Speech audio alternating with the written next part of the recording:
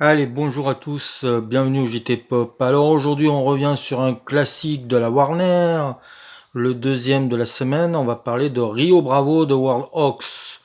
Alors, c'est un film ultra important pour plusieurs raisons. Je vais pas toutes vous les dire, mais parce que à vous de les découvrir, mais je vais vous en donner deux. Premièrement, il y a tout le cinéma de Carpenter dans son film. C'est un des Euh, je veux dire, c'est l'inspiration numéro un pour Carpenter, puisqu'il y a ce qu'on appelle un huis clos dans une prison. Le film de Warhawks raconte un shérif mis en prison, un méchant bandit.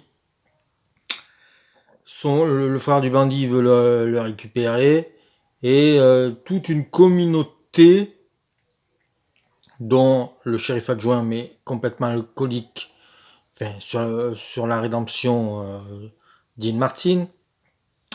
Il y a un adjoint boiteux, vieillard, râleur, interprété par Walter Brennan.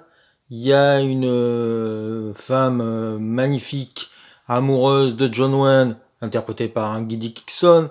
Il y a un tueur super cool à la, oui, je dirais à la charismatique qui est Ricky Nelson, et ce monde-là va tout faire pour aider le shérif qui est interprété par John Wayne.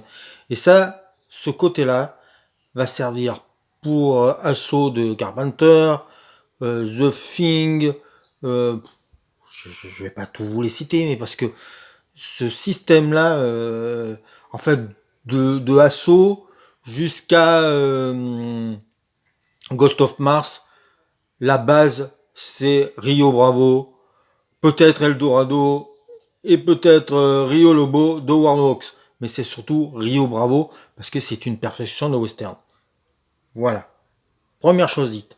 Deuxième chose qui me semble aussi intéressante, c'est que ce film a été fait parce qu'un autre western avait été tourné, que ça avait été un gros succès, mais que ça n'a pas plu à deux personnes.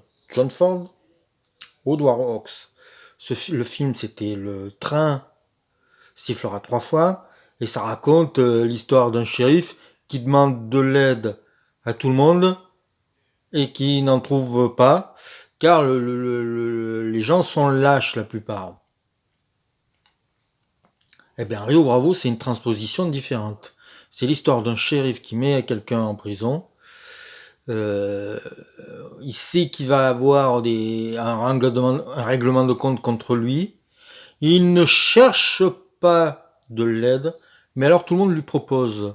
Puisque comme c'est un personnage charismatique, on le respecte dans la communauté, et que c'est un homme de parole, les gens ont envie de l'aider.